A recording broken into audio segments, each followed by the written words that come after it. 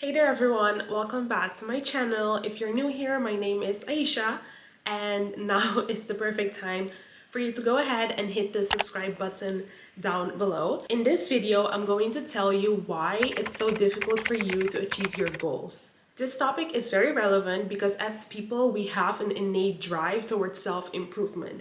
We want to continuously improve ourselves and we use goals as a way to measure our success towards those steps that we want to make. Having that knowledge is super important because it gives us the necessary tools to reflect back on our own process to make sure that you're getting the most out of it. Before we continue the video, think about a goal that you have struggled with time and time again. So pause it in a bit and think about that goal, whether it's eating healthier, meditating in the morning, having a night routine, mindfulness in your life. Just pause the video right now and think about a goal. Now that you know that, keep it in mind and reflect on it while I talk about the reasons why you're not able to meet your goals, and stay till the end of the video because at the end of the video I will give you the one tool that you need to remove these obstacles and meet your goals. Okay, so let's get into it. So there are 4 reasons. First one is related to motivation. Motivation is very important because it is what drives us and activates that feeling inside of us that makes us take action and builds that determination that's needed to meet goals. When it comes to motivation, there's 2 things that we get wrong. 1 is the role that it plays, and 2, we falsely rely on it. The role that it plays. There are 2 types, inner motivation or outer motivation. With inner motivation, when I pursue a goal, so let's say I want to meditate in the morning, I do it because I value health. So having and living a healthy life is important to me. And I feel like meditating in the morning makes me feel very close to my value,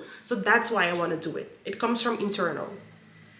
External motivation is I want to meditate because my friend told me that meditating helps with anxiety. So you're doing something not because you want to do it, but because you've heard from other people around you, or you've seen it, or you've gotten the idea that other people are doing it, so you feel like I should be doing it as well. Being externally motivated is not necessarily a bad thing. You can also achieve goals with external motivation. However, when your motivation relies too much on external cues, your experience throughout the process is very much different. And because the goal is not really yours, you don't really have it in you to stand up to that goal and persist with it when times get hard. So in that sense, knowing your motivation is very important. The other problem here with motivation is that once we do have a goal that we really want to pursue, what do? We frame it in not the most positive way. So we will say, I have to get my driver's license. No, you want to get your driver's license. And I had to go through this recently. I kept saying, I have to get it, I have to get it. I don't have to, I want to get it. And when we say we want to get something or we want it, what happens is that it changes our perception of obstacles. And obstacles will come every time because that's just life, okay? It's never going to be a straight consistent line or a straight line upwards.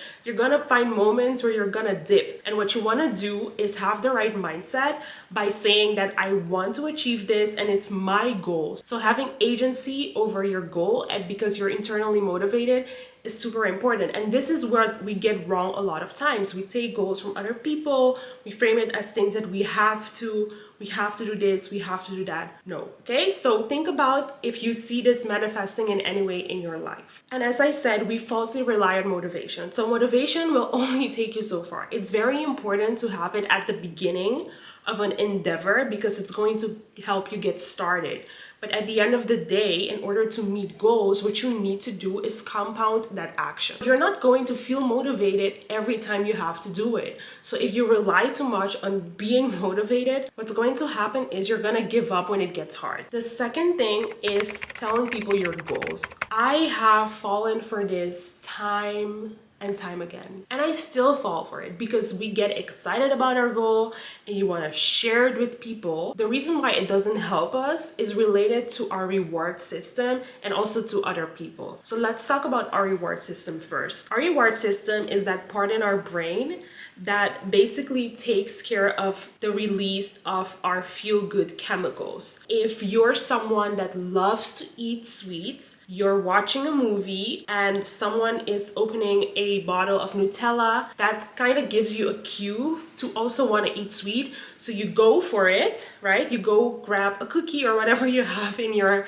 kitchen, you eat it, and then you feel good. Okay, so the reward system, that's what it is. Our reward system is there as a survival mechanism for us. Our reward system doesn't know how to distinguish between giving you that feel-good chemical because you actually achieved the goal, or giving it to you because it thinks that it should, like it thinks that you've achieved the goal. Telling people about your goals has the same function as experiencing achieving that goal. Of course, your brain likes short-term rewards more. Be very mindful that whenever you tell people about your plans, like if you think about it, every time you've told someone, oh, I really want to, I'm gonna start working out and I'm gonna be a really fit person, and you already feel great, right? Like you're gonna do it, but what happens is it gives you that dopamine hit, which then lowers your motivation to actually pursue your goal. The other thing with telling your goals to other people is that a lot of times we do it because we kind of want them to affirm something, and we want them to confirm, and we want them to be supportive. But most often what happens is that people react to your goal or your ambition from a very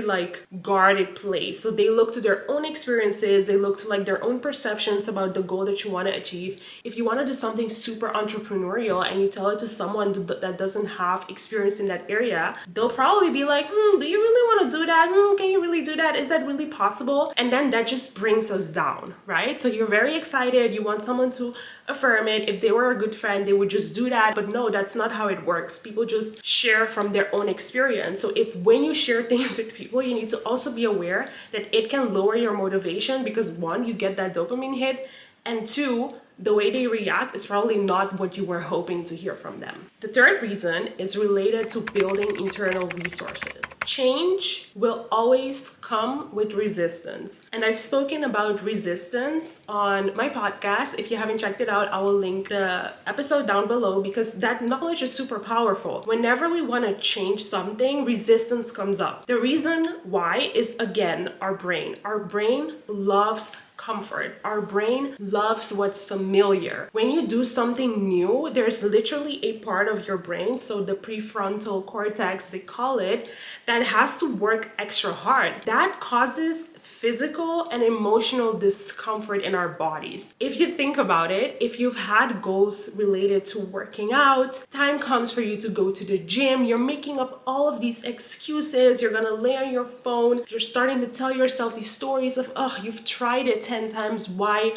try it again, just give up already, right? Because your brain is just trying to go back to what's familiar to us. A lot of times we just don't have those internal resources because these aren't things that people teach us. You learn it through personal growth and experiencing life. We don't recognize within ourselves when resistance is coming up, when self-doubt is coming up, when the stories are popping up. The one thing that you can count on when it comes to your brain is that it would rather choose certainty over uncertainty. Certainty is what you know, okay? Your brain doesn't care about how it feels. It's more about the fact that it's familiar and that it's what you know. And this is why it's so difficult to change. And this is why it's also so difficult to meet your goals when you're not aware that this is actually happening. And even when you're aware, you can still fall for it, but at least you know what it is. The last thing is related to the fact that we often set goals without having the operational part of it figured out. And with operational, I mean the habits. When you have a goal, it's something you want to achieve, right? What a lot of us forget is that this isn't how it works. It's not going to be